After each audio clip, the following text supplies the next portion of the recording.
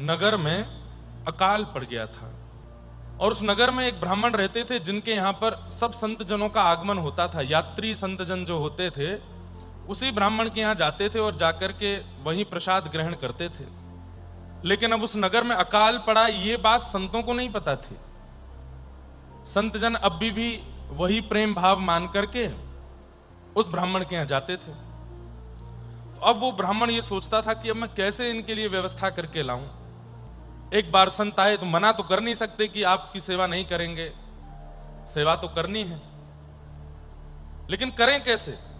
और इस वक्त हमारी नगर में तो व्यवस्था नहीं है ये सब चीज प्रदान करने की।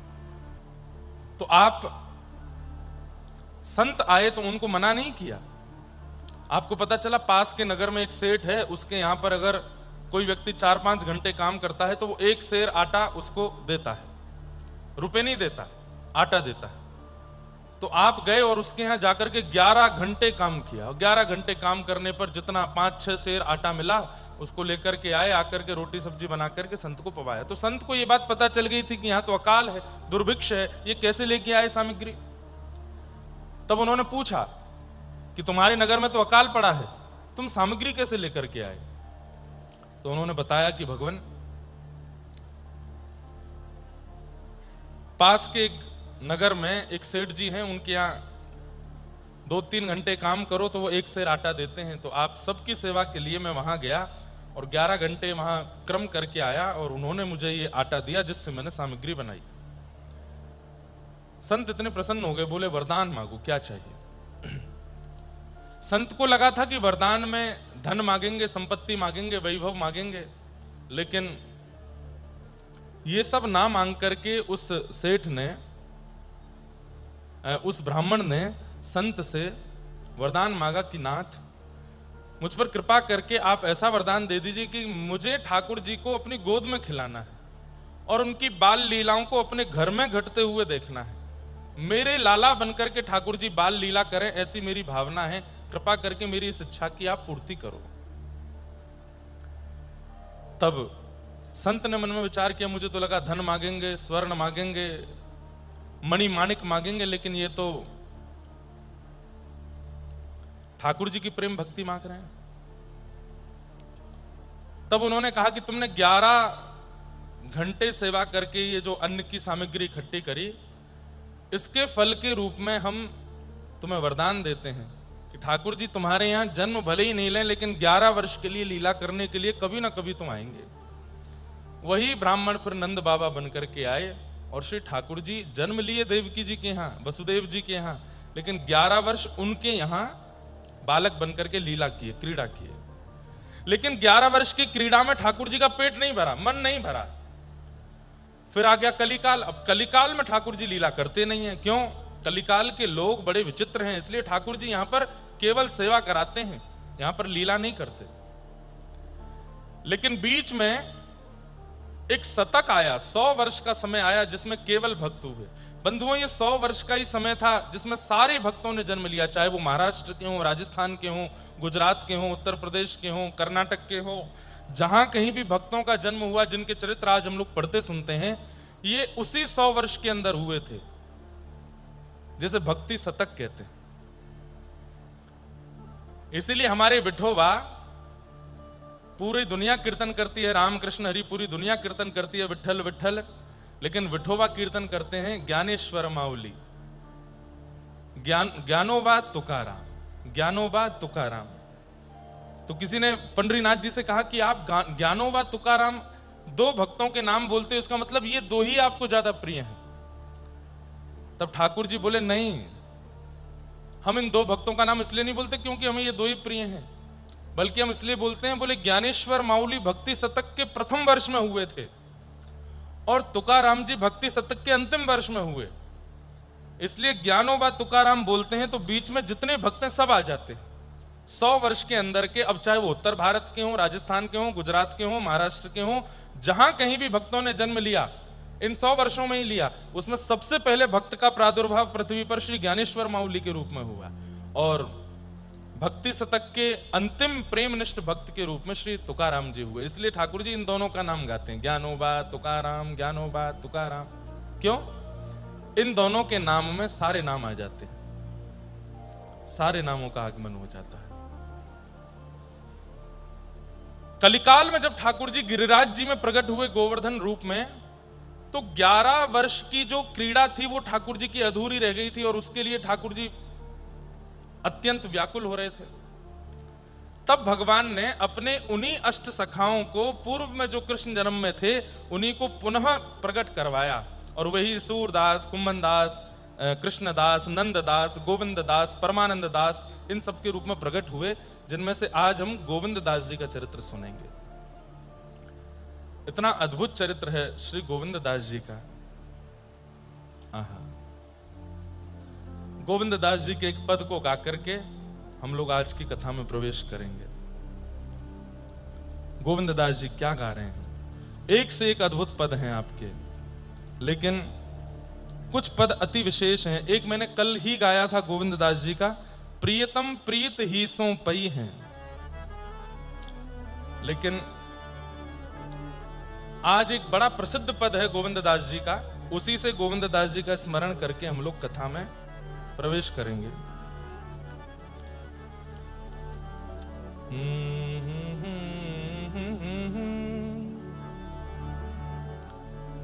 आवाज आ रही है हमारी? काफी काफी है ना? कहाँ करूं वैकुंठ ही जाए, कहाँ करूं वैकुंठ, सब लोग गाओ। कहाँ करूं वैकुंठ ही जाए, कहाँ करूं वैकुंठ ही जाए। हमारे आज के शास्त्रीय संगीत में भगवत चरणानुरागी पंडित जसराज जी, उन्होंने अष्ट सखाओं को खूब गाया, खूब गाया। सूरदास जी के पद गाए, पूरी अष्टयाम सेवा गाई है ठाकुर जी के।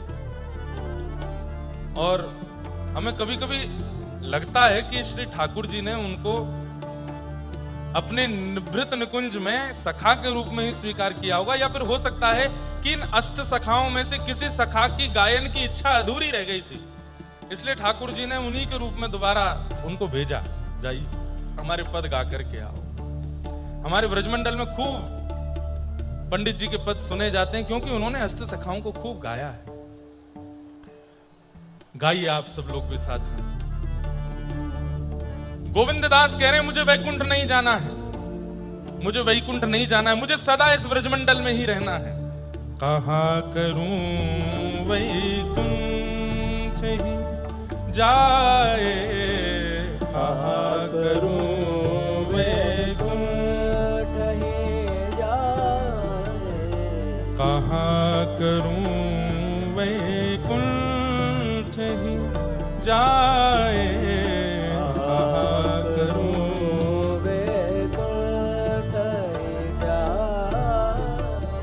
जहाँ नहीं नंद, जहाँ नहीं यशोदा, जहाँ नहीं नंद, जहाँ नहीं यशोदा, जहाँ नहीं गोप ग्वाल और गाय, जहाँ नहीं गोप ग्वाल और गाय, कहाँ करूं वैकुंठ ही जाए, कहाँ करूं वैकुंठ ही जाए, कहाँ करूं वैकुंठ ही जाए, कहाँ करूं वैकुंठ ही। बोलो भक्त वत्सल भगवान की।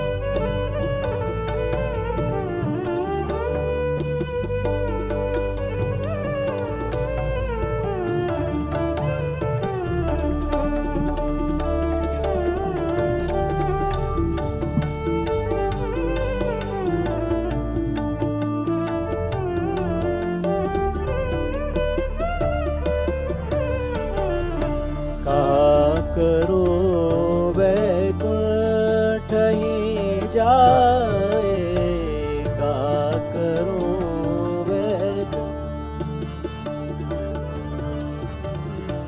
जहाँ नहीं नर्मद, जहाँ नहीं यशोदा, जहाँ नहीं नर्मद,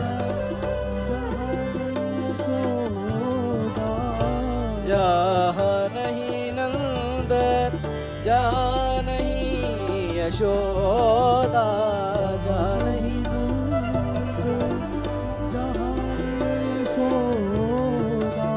जहाँ नहीं गाए, जहाँ नहीं गोपी ग्वाल और गाए, कहा करूं वैकुंठ ही जाए,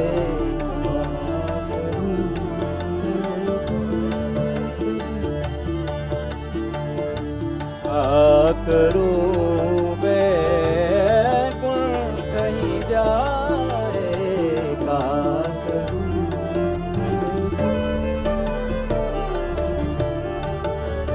जा नहीं जल यमुना को निर्मल, जा नहीं जल यमुना को ओ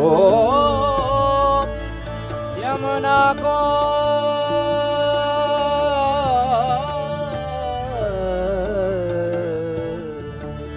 जा नहीं जल यमुना को निर्मल, जहाँ नहीं जल यमुना को निर्मल, और नहीं कदमन की छाए, और नहीं कदमन की छाए, का करूं जाए, का करो मैं, का करो वैकुंठ ही जाए, का करो वैकुंठ ही जाए।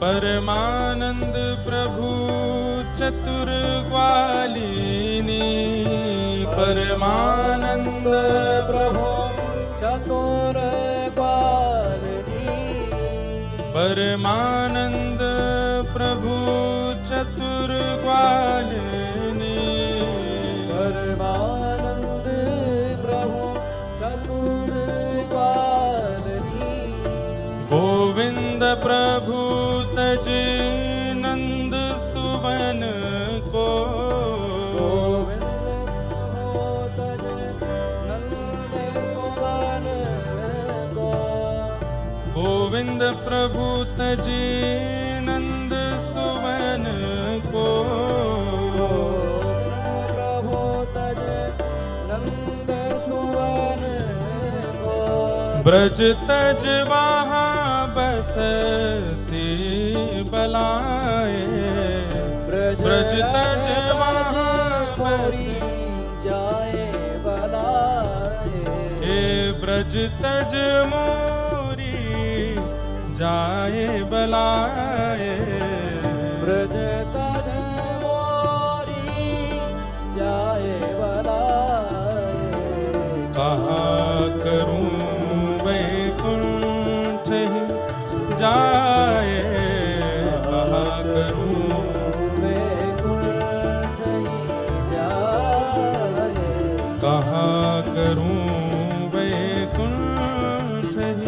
जाए।